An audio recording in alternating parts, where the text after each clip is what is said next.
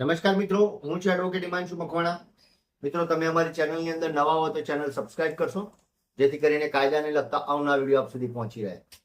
હવે મિત્રો, જેને પકડવાની ધાસ્તી હોય તે વ્યક્તિને જામીન ઉપર છોડવાનો આદેશ ભારતીય નાગરિક સુરક્ષા 2023ની કલમ 482 અન્વયે એક કોઈ વ્યક્તિને એવું માનવાને કારણ હોય કે બિનજામીની ગુનો કર્યાના આરોપસર પોતાને પકડવામાં આવશે, ત્યારે તે આ કલમ હેઠળ આદેશ આપવા માટે ઉચ્ચ ન્યાયાલયને કે સેશન્સ ન્યાયાલયને અરજી કરી શકશે અને ન્યાયાલય પોતાને યોગ્ય લાગે તો એવી રીતે ભવિષ્યમાં તેની ધરપકડ થાય ત્યારે તેની જામીન ઉપર છોડવાનો અગાઉથી આદેશ આપી શકશે.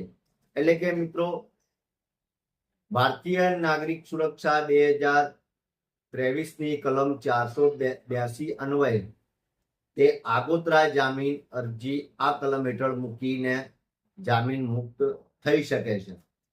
પેટા કલમ 2, ઉચ્ચ ન્યાયાલય કે સેશન્સ ન્યાયાલય પેટા કલમ 1 હેઠળ આદેશ આપે ત્યારે નીચેની શરતો સહિત કોઈ ચોક્કસ કેસની હકીકત ધ્યાનમાં લઈ એવા આદેશમાં પોતાને મૂકવાનું યોગ્ય લાગે તેવી શરતો તે મૂકી શકશે. 1. પોલીસ અધિકારી જ્યારે અને જો તપાસ માટે હાજર થવાનું ફરમાવે ત્યારે અને ત્યાં તે વ્યક્તિએ હાજર રહેવું જોઈએ. 2. કેસની હકીકતોથી વાકેફ હોય તે વ્યક્તિ તે ન્યાયાલય કે કોઈ પોલીસ અધિકારીને એવી હકીકતો જાહેર ન કરે તેમ તેને સમજવા માટે તેને કઈ લાલચ, ધમકી કે વચન આપી સીધી કે આડકતરી રીતે તેને આપવું જોઈશે નહીં. 3. ન્યાયાલયની અગાઉથી પરવાનગી મેળવ્યા વિના તે વ્યક્તિ ભારત છોડશે નહીં. 4. કલમ 480 હેઠળ જામીન ઉપર છોડવામાં આવેલ હોય તેમ માનીને તે કલમની પેટા કલમ 3 હેઠળ મૂકી શકાય તે બીજી શરત. ત્યારબાદ મિત્રો જોઈએ તો 3.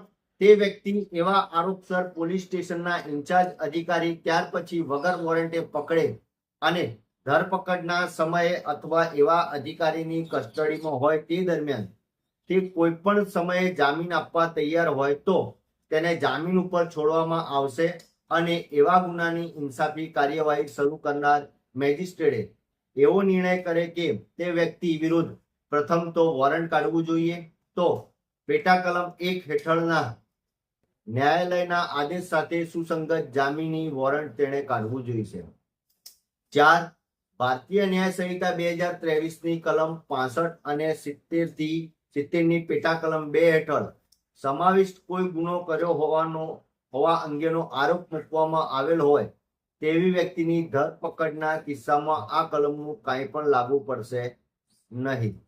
તો મિત્રો, ભારતીય નાગરિક સુરક્ષા 2023ની કલમ 482 અન્વયે જે વ્યક્તિને ધરપકડ કરવાની ધાસ્તી હોય કે બીક હોય કે પોલીસ મારી ધરપકડ કરી મને શારીરિક માનસિક યાતના આપશે તેવી ધાસ્તી રહેલી હોય તો તે વ્યક્તિ ભારતીય નાગરિક સુરક્ષા સંહિતા 2023ની કલમ 482 અન્વયે કોર્ટની અંદર એટલે કે સેશન્સ ન્યાયાલયની અંદર કે ઉચ્ચ ન્યાયાલયની અંદર આ કલમ હેઠળ આગોતરા જામીન અરજ મૂકીને જામીન મેળવી શકે છે અને તેની જે આ શરતો બતાવવામાં આવી છે તે શરતો તેને લાગુ પડશે.